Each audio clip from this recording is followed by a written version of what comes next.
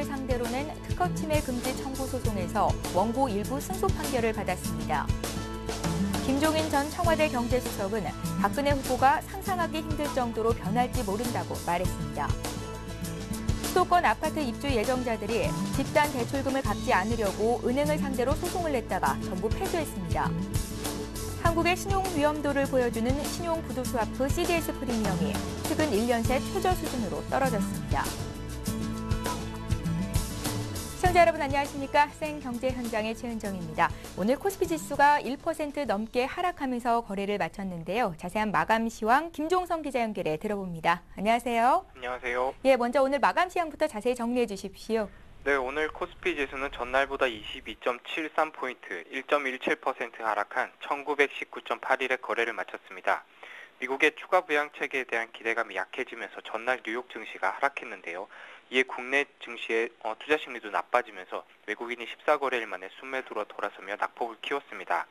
오늘 기관과 개인이 각각 1,024억 원, 1,260억 원어치를 사들였지만 외국인이 2,519억 원어치 순매도했는데요. 프로그램 매매 역시 610억 원 매도 우위로 15거래일 만에 순매도를 기록했습니다. 업종별로는 의료정밀이 3.85% 오른 가운데 섬유의복, 음식료품 등이 선방했는데요. 반면 금융업, 운수창고, 운수장비, 건설업 등은 1% 이상 하락했습니다. 시가총액 상위 종목 가운데서는 LG화학, 한국전력이 소폭 올랐을 뿐 대부분 하락했는데요. 신한지주, KB금융 등 은행주의 낙폭이 컸고 SK하이닉스, 기아차, 현대중공업 등도 2% 이상 하락했습니다. 하반기 소비심리 개선 기대감에 섬유의복주가 선방한 가운데 LG패션이 8.25% 급등했고 한섬, 영업무역 등도 각각 외국인과 기관의 순매수에 힘입어 상승세를 보였습니다. 예, 스펙이라고 불리죠. 기업 인수 목적 회사가 주주들의 반대를 무릅쓰고 합병 성사를 위해서 대상 기업의 몸값 낮추기에 잇따라 나서고 있다는데요. 자세한 내용 전해 주십시오.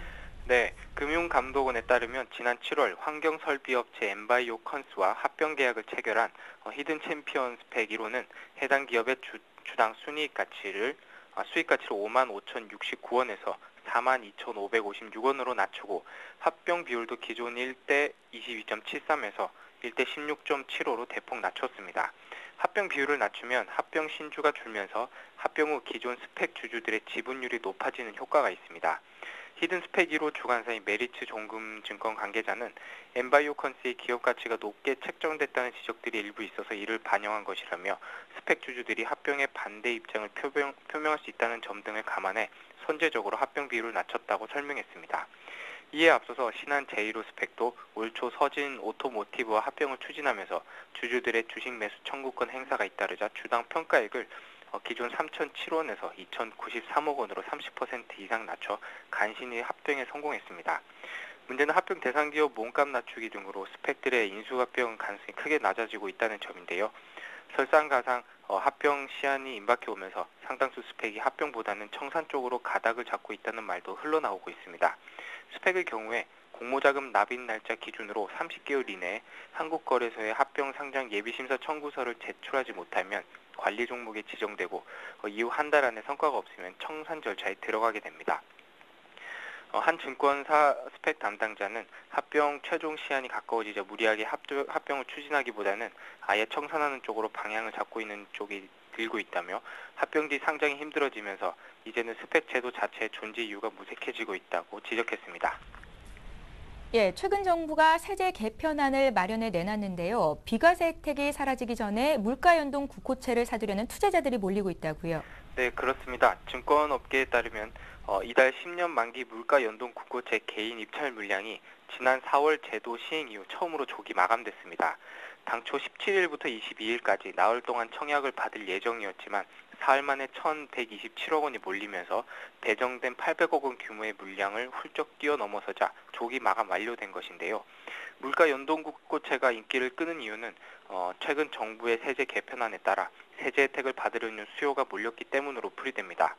정부가 이달 초에 발표한 내년 세제 개편안에 따르면 물가 연동 국채의 경우 2015년부터 물가 연동에 따른 원금 증가분에 대해 비과세 혜택이 사라집니다. 예를 들어서 그동안 물가채 1억 원어치를 매입했는데 물가 상승률이 4%를 기록했다면 원금이 1억 400만 원으로 간주돼 세금을 적게 낼 수 있었는데 오는 2015년부터는 원금이 그대로 1억 원으로 평가되면서 절세의 장점이 사라진 것입니다. 절세 혜택을 보기 위해 최근 수요가 갑작스레 몰린 것으로 보입니다. 또 금융당국의 기준금리 인하 기대감으로 매매 차익을 노릴 수 있다는 정도 매력으로 작용하고 있는데요. 지난달 금융당국이 기준금리를 갑작스럽게 0.25%포인트 인하한 덕에 유통시장에서 물가채 가격이 상승하며 투자자들이 차익을 챙기기도 했습니다. 특히 지난 6월 물가채를 매입한 투자자들은 한 달도 안 돼서 20%의 연수익률을 거두기도 했습니다. 예, 오늘 증시 관련 소식 김종성 기자에게 들어봤습니다. 잘 들었습니다. 고맙습니다.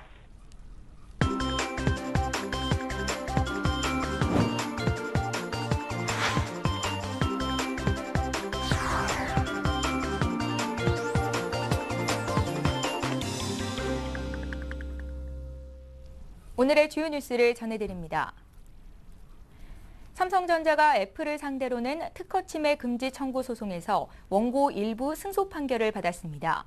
서울중앙지법 민사합의 11부는 애플이 삼성전자의 표준 특허 2건을 침해했다며 애플은 한 건에 2천만 원씩을 삼성전자에 배상하라고 판결하고 관련 제품의 판매 금지와 폐기 처분 명령을 내렸습니다. 관련 제품은 아이폰 3GS와 아이폰 4, 아이패드 1.2입니다. 재판부는 이어 애플이 삼성전자를 상대로 낸 맞소송에서도 삼성이 애플의 특허 한 건을 침해했다며 삼성이 애플에 2,500만 원을 배상하라고 명했습니다. 재판부는 삼성이 애플의 인터페이스 특허를 침해한 사실은 인정된다고 밝혔지만 디자인 부문의 특허 침해는 인정하지 않았습니다. 김종인 전 청와대 경제수석은 박근혜 후보가 상상하기 힘들 정도로 변할지 모른다고 말했습니다. 박근혜 경선 캠프의 공동 선대위원장을 지낸 김 전 수석은 한 언론과의 인터뷰에서 국민이 보기에 후보가 되니까 진짜 사람이 변했구나라는 생각을 갖게 해야 한다며 이같이 말했습니다. 김 전 수석은 여러 가지 시비거리와 장애 요인은 내려놓고 가야 한다며 정수장학회 문제 등도 박 후보가 알아서 스스로 다 처리할 것으로 생각한다고 답했습니다. 또 안철수 서울대 융합과학기술대학원장의 대선 출마 가능성에 대해서는 확신이 없으면 절대로 하지 않을 것이라고 내다봤습니다. 수도권 아파트 입주 예정자들이 집단 대출금을 갚지 않으려고 은행을 상대로 소송을 냈다가 전부 패소했습니다. 서울중앙지법은 경기도 김포의 한 아파트 수분양자들이 건설사를 상대로 낸 분양대금 반환 청구 소송과 우리은행, 지역농협 등을 상대로 낸 채무부 존재 확인 청구 소송을 모두 기각했다고 밝혔습니다. 재판부는 판결문에서 양측 간 업무 협약은 분양 계약이 소멸하면 시행사가 금융기관에 중도금 대출금을 직접 상환함으로써 원고들의 상환 의무도 소멸하는 것으로 보기에 부족하다며 분양 계획이 취소됐다고 볼 수도 없다고 밝혔습니다. 금융감독당국은 최근 판결에서 수분양자들이 계속 패소했다며 소송이 끝나면 밀린 연체금 폭탄을 떠안아야 하는 만큼 소송 기간에도 대출금 이자를 내는 것이 수분양자 자신에게 도움이 된다고 조언했습니다. 한국의 신용 위험도를 보여주는 신용부도스와프 CDS 프리미엄이 최근 1년 새 최저 수준으로 떨어졌습니다. 금융감독원과 국제금융센터에 따르면 어제 한국국채 5년물의 CDS 프리미엄은 102bp로 지난 2010년 4월 이후 최저치를 기록했습니다. CDS 프리미엄은 채권을 발행한 기업이나 국가가 부도났을 때 손실을 보상해주는 파생상품인 CDS에 붙는 일종의 가상금리로 이 수치가 내린다는 것은 발행 주체의 부도 위험이 그만큼 낮아진다는 뜻으로 해석됩니다. 한국 채권의 CDS 프리미엄은 2010년 말 96bp에서 지난해 말 161bp로 올랐다가 올해 1월 9일 171bp로 최고점을 찍었습니다. 노다 요시히코 일본 총리가 한국이 독도를 불법 점거하고 있다고 주장했습니다.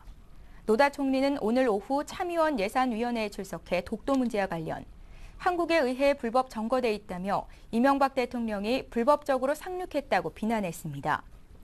2009년 민주당 정권 출범 이후 총리가 독도를 한국이 불법 점거하고 있다고 주장한 것은 처음입니다. 한편 일본 재무성은 영내 금융 안정을 위해 한국 국채를 매입하기로 했던 방침을 유보하고 한일 통화스와프 협정의 규모 축소도 검토하고 있습니다. 백화점들이 10월 초 중국 국경절 연휴 기간에 사상 최대의 중국인 관광객들이 몰릴 것으로 보고 중국인 고객 마케팅에 총력을 기울이고 있습니다. 중국 쇼핑객들이 가장 많이 찾는 롯데백화점은 지난 22일자 중국인민일보에 동심동덕, 같은 목표를 갖고 한마음으로 돕는다라는 제목의 특별 광고를 실었습니다. 강남에서 가장 많은 중국인 쇼핑객이 몰리는 갤러리아 명품관과 신세계백화점도 국경절 기간에 사상 최대의 중국인 관광객이 몰릴 것으로 보고 다양한 이벤트를 준비 중입니다. 지난 1월에서 7월 사이 롯데백화점의 중국인 매출은 지난해 같은 기간보다 180%나 늘고 갤러리아 명품관도 121%나 증가하는 등 중국인 고객들의 매출이 크게 늘어나는 추세입니다.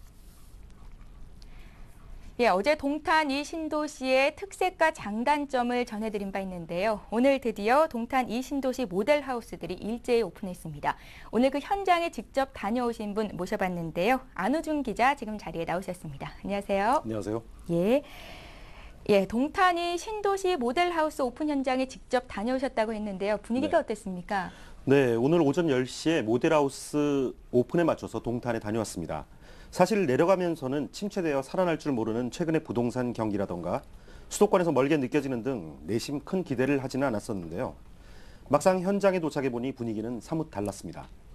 아직 모델하우스가 열리기 전인 아침부터 몰려든 방문객들의 차량이 넓은 주차장을 절반 이상 채우고 있었고요.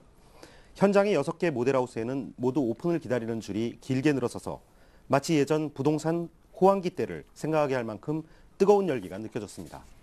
그렇다면 이번에 모델하우스를 만들고 청약을 준비한 관계자들도 굉장히 놀랐겠습니다. 네, 비가 올 것 같은 흐린 날씨에도 기흥 IC 인근 허벌판에 마련된 모델하우스가 썰렁하지 않을까 걱정도 했었다는데요.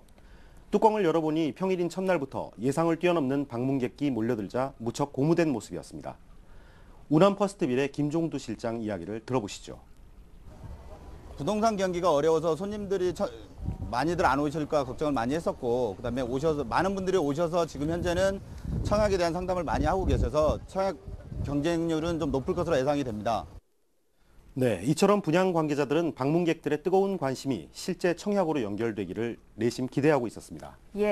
방문객들의 반응도 담아 오셨지요? 네, 그렇습니다. 오늘 현장에 몰려든 방문객들은 최근 언론 보도를 통해 관심을 가지게 된 실수요자들이 많았는데요. 끝없이 늘어선 줄에 방문객들도 서로 놀라고 있었습니다. 방문객들의 목소리를 들어보시죠. 그냥 보통일 거라고 생각했고요. 오면서 기대도 안 하고 왔는데 사람들도 많고 줄도 길고요. 제가 한번 살아볼까 하고 살집을 한번 보려고 한번 와봤거든요.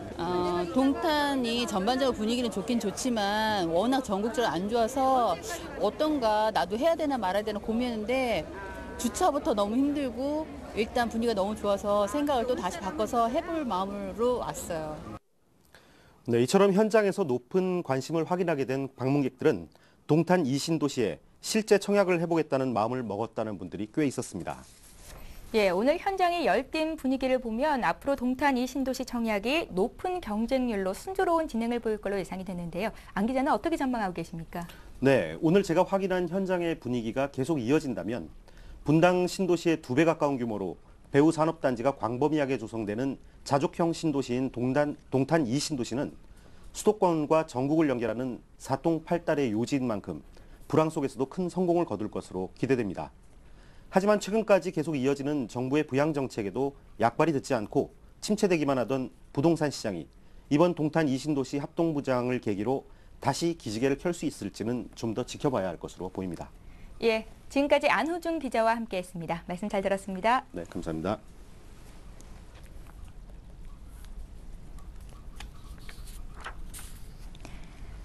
이어서 산업 뉴스를 전해드립니다.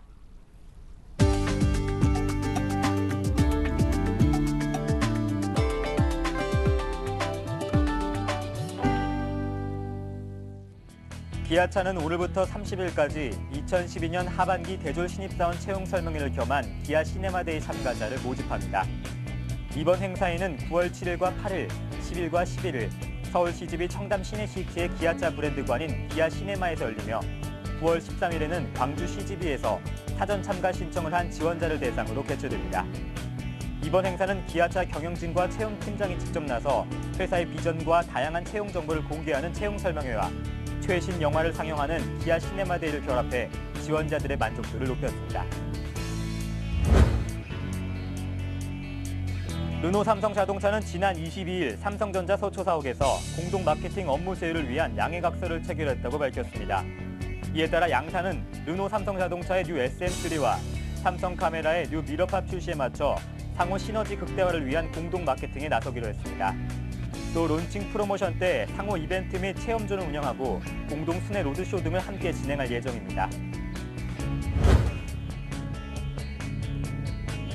SK텔레콤이 자사 클라우드 서비스인 T-클라우드비즈가 보안 정보보호 분야의 국제표준 인증인 ISO 27001을 획득했다고 밝혔습니다. 이번에 획득한 인증은 아마존과 구글 등 세계적인 클라우드 사업자가 받은 것으로 국내 클라우드 컴퓨팅 사업자로는 SK텔레콤이 처음입니다.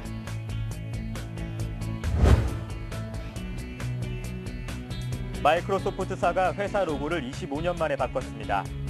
마이크로소프트는 지난 1987년부터 사명과 함께 사용해온 바람에 휘날리는 모습 또는 물결치는 모양의 사색 깃발을 사색의 정사각형 창문 문양으로 변경했습니다. 사명 글꼴도 오른쪽으로 살짝 기울어진 형태에서 정자체 모양으로 바꿨습니다. 시장에서는 이 같은 로고 변경을 성장 정체를 벗어나는 시도로 분석했습니다.